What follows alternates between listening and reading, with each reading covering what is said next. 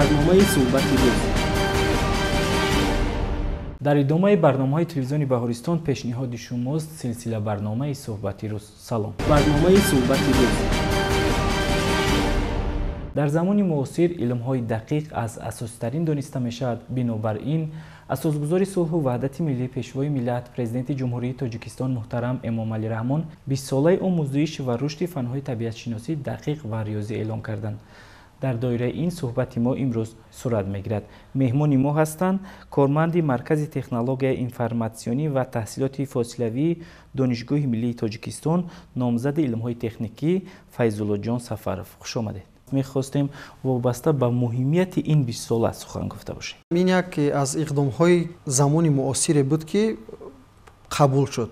зеро ки агар мо рӯ биёрем ба тамоми давлатҳое ки рӯ ба мутараққӣ омадан ё ин ки тараққӣ кардан ба истилоҳ, сарчашмаи эҳёи онҳо маҳз ҳамин фанҳои табиатрёзию, фанҳои дақиқ буданд ки онҳо майл кардан ба ихтироъкорӣ, ба ихтирои қанот, ба ихтирои масалан технологияи муосире ки имрӯз тамоми мо истифода мебарем. ва ин барнома маҳз ба хотире буд ки имрӯз насли муосире ки мо дорем, яъне ки дар замони эҳё ҳастанд, инҳо бояд рӯ ба илм биёранд.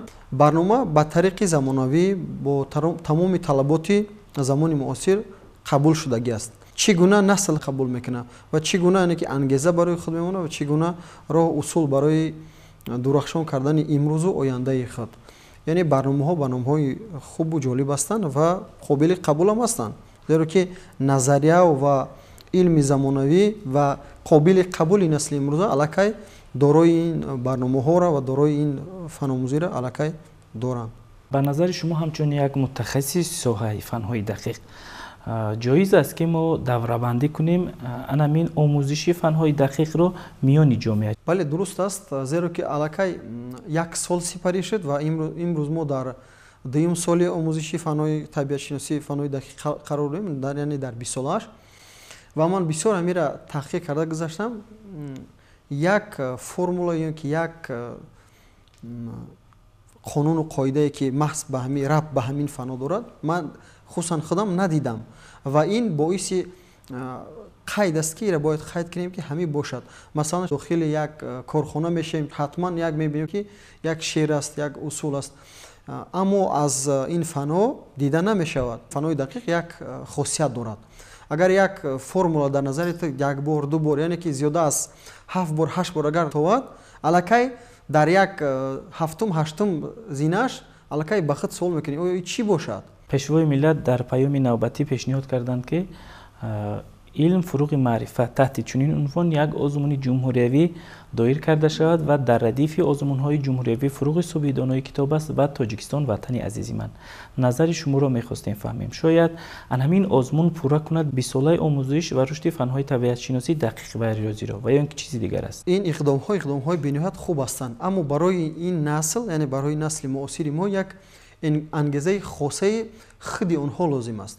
вақте ки як мактабача тӯли 11 сол дар мактаб мехонад ва баъд аз хатми мактаб баъд дар фикр мезанад ки оё ман риёзидон мешавам ё ин ки масалан фанои гуманитарияда, ин нодуруст аст аллакай. умуман дар ҳамин давра, дар ҳамин 20 сола манзури мо вазифаи омӯзгорони фанҳои дақиқ чӣ аст? шояд ки зиёдтар бо хонандагон инфиродӣ кор кунанд ё ин ки натиҷагирӣ кунанд аз кори онҳо ва ё ин ки аз назария ба амалия пайванд кунанд, худи насли наврасро ба корҳои амалӣ ҷалб кунанд.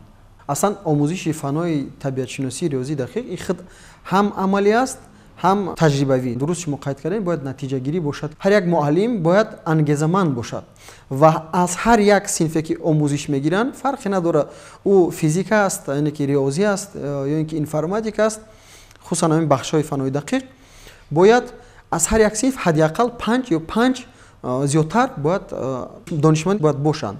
ташаккур. имрӯз таваҷҷӯҳи ҷавонону наврасону чӣ гуна аст, чунки шумо ҳамарӯза миёни насли муосир ҳастед? аллакай ба як самти муайян расид, зеро ки онҳо ҳам аллакай дарк карданд ки бе надонистани ин фанҳо ба ҷое намерасанд. дар муассисаҳои таълимӣ ҷой додани таҷҳизотҳои муосир, манзури мо бунёд кардани лабораторияҳо барои корҳои эҷодӣ метавонад ки мусоидат кунад насли имрӯз омӯзиши фанҳои дақиқро бештар кунад. бале имрӯз аллакай тамоми дастгоҳҳо, тамоми таҷҳизотҳое ки омодаанд барои тараққӣ кардани ин илмҳо аллакай ҳамаш ҳастанд. яъне агар мо замони 10 соли ки 15 соли пеша бигем, нисбатан хеле ва хеле пешрафт шудагӣ аст. аз ҳама лиҳоз мутахассисои замонавӣ, дастгоҳҳои замонавӣ, таҷҳизотҳои замонавӣ, фақат бозам боиси қайд аст ки аз хоҳиши худи мо вобаста аст. кадом нуқтаҳои муҳимро шумо зарур мешуморед ки пешниҳод кунед дар доираи ин 20 сола ҷомеаи имрӯзи тоҷикистон, хоса кӯдакону наврасон ва ҷавонон тай кунанд, омӯзиш кунанд ва баҳри ноил шудан ба ҳадафҳои солиму созанда истифода кунанд? бояд ҳамин 24 соате ки дорад як ҷавон, як толибилм, як талаба, як донишманд, ҳамира бояд бо барномаи хос истифода кунад. яъне намешавад ки 24 соата бо як хӯрдану хоб кардан сипарӣ кунӣ.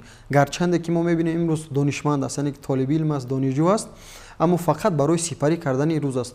мо медонем ки аз ҳама қиматтарин дар ҳаёти як инсон ин вақт аст.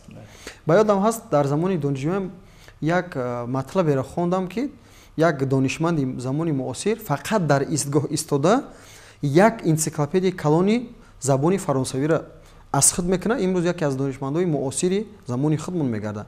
яъне чӣ гуна истифода мебара вақта дар истгоҳ меистад, ҳангоми интизории ҳамун хатсайри худаш як саҳифа ду саҳифа мехона, омӯзиш мекунад, калима меомӯзад ва имрӯз яке аз донишмандҳои беҳтарин гардид. яъне истифода бурдани дурусти вақт, замон ва баъдан дуруст истифода бурдани яъне тамоми ҳамин шароит. аллакай сол сипарӣ шуд, бояд ҳамин ба мад ва ба психика, яъне ки ба рӯҳи мардум аллакай и бояд таъсирбахш боша. бояд дар корхонаамон аллакай ягон формула бояд боша. мебоист ки як муҷассамаи як олими мо ба мисли закариёи розӣ ё ки ба мисли умари хайём бо корҳои онҳо, яъне ки дар марказ мешавад, яъне ки дар як ҷо бояд ҳамин сабт бишавад ки аз ҳамин омӯзиши фанҳо, аз ҳамин 20 сола як хотирае ва як иқдоме бошад. омӯзиши ҳамин фанҳо дар зиндагии мо чӣ лозим меояд? агар бибинед дар тамоми соҳаи ҳаёти мо новобаста оя ки мо дар ин сару кор мекунем ё намекунем, мода лозим аст. ҳатто ҳисоб китоб кардан ба ҳамин рабт дорад. ҳамун агар як чоrodорам бошад, аллакай ҳисоб китоби ҳамун чорҳои худ, фасли сол ҳама ба ҳамин вобаста аст, яъне дар ин фанҳо.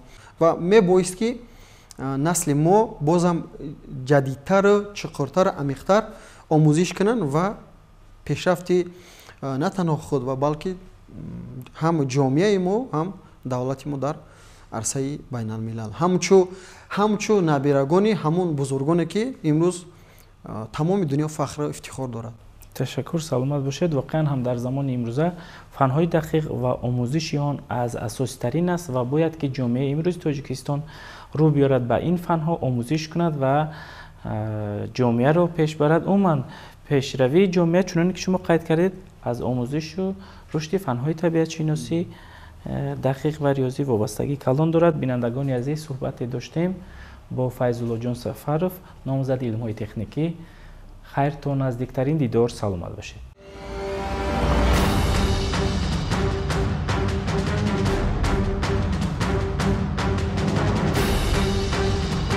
барномаи суҳбати рӯз.